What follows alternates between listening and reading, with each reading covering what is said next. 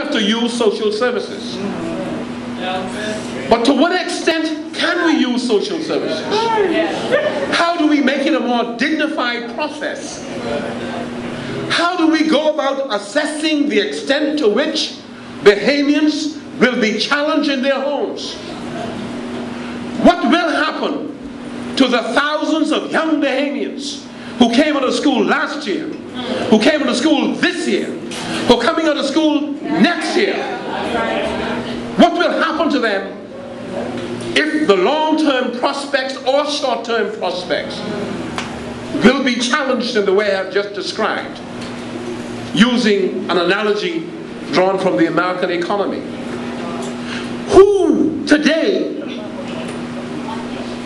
can give us the assurance that the government of the Bahamas is thinking about it?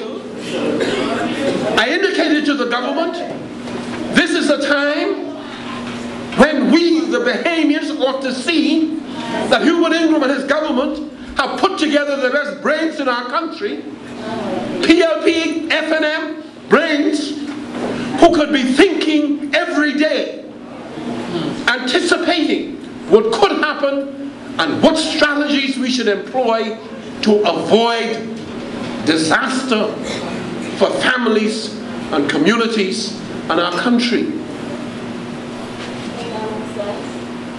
Yesterday you saw the President-elect stand up with the best and the brightest behind him, thinking now of how he could go about resuscitating the economy of the United States of America. We cannot sit down on our backsides here in the Bahamas and just hope it's going to happen right for us. We have to be planning, we have to be thinking, and we have to be taking initiatives that are in the best interest of our country. What will happen to people in Grand Bahama who have no work? Where are the voices of the members of Parliament that serve you in Parliament? When they're not laughing at the opposition, they're trying to create subject matters to debate that have no relevance to Grand Bahama today, or not much. Most certainly in terms of the priority of the economy, nothing is being said. Every day in Parliament, Kenneth Russell would ask me, what has happened to the Royal Oasis? He always asks me that. When we initiated the GIN project, he came to Parliament and said, oh, that's an environmental disaster. You don't even know what that is.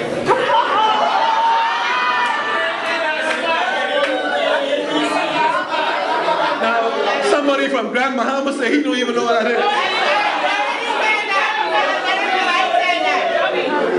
But seriously, where are the voices?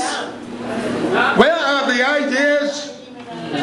Where are the recommendations? Where are the solutions? There is nothing in their heads that could satisfy you or give you the assurance that they understand what is happening to Grand Bahama and that they can tell you what Grand Bahamians should be looking forward to or trying to guard against. That is what is wrong with the government of the Bahamas today. They seem not to be equipped to deal with the situation confronting this country, and they seem to be wallowing in an atmosphere that makes me scared for this country. We have to come to understand, and you know, we have time to reflect as PLPs, because when we were the government, we decided that we would grow our economy and not impose any taxes. That's right. Now, you really don't impose taxes when things are bad. And in the last budget, by any standard, any definition, they brought new taxes in, increased the cost to people in this country, and tried to get away with it by hoping we and you never found out about it. And so, when I look at our country, and as a leader of the Progressive Liberal Party, I have to be seen to do more than criticize. This is a time when, whether the government likes it or not, I have to make recommendations, I have to give ideas, and hope that those recommendations and ideas are considered, and in fact, if they are good, implemented. Now listen, there is no accident that when things are tough like this, the economists in the United States, the president-elect in the United States, would say we have to engage in major infrastructural works. We have to create jobs. That's right. The government of Bahamas has a capital budget, and a very big one, for capital works, roads, bridges, buildings. And they said that they would in fact engage in that. The first thing that went wrong was that we left, as Fred Mitchell says, as Obi says, as Dennis said, we left $90 million of contracts in place. That's right. That's right. Those contracts included a contract to a Grand Bahamian called Patrick McDonald. Yes. Right. I remember.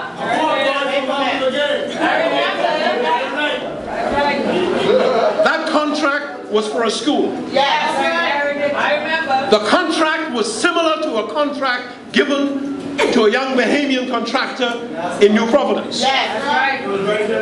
There was a difference of some $30,000 between the contracts. So it's really the same kind. Yeah.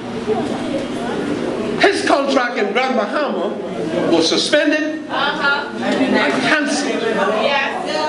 There can be no more shameful and spiteful decision than that. Yes. Right. Now let me tell you what is troubling about all of this. Ordinarily, when a government comes to power, any reasonable person, investor or Bahamian, must reasonably expect that government to carry on with the works of the preceding government. In other words, the F&M wins an election. They meet $90 million worth of contracts in place. Then it is to be expected that they would carry those contracts out. Now, if they had, we would have had not the same impact on this country as is now the case, because they delayed it. Now, why did they do that? It has to be with petty spite. Because the PLP did it, they got to change course. Why would urban renewal be destroyed in the way it has? Listen, just in Farm Road alone that I represent, I had a 150-piece youth band, the Farm Road Marching Band. It even appeared for the new F&M government immediately after they came to power, live on television on Clifford Park, so they saw it. This band was made up of young Bahamians from 9 years old to 17 years old. And they allowed that to be destroyed. Children who were given the opportunity to learn 2 instruments, to have something to do in the community, right? To have this new self-esteem come about. Why would you allow children to be victimized in that way? See, there's no one who can explain that. No one can explain it. It makes no sense whatsoever. And Jesus Lord, it can't be just pettiness, it's just stupidity.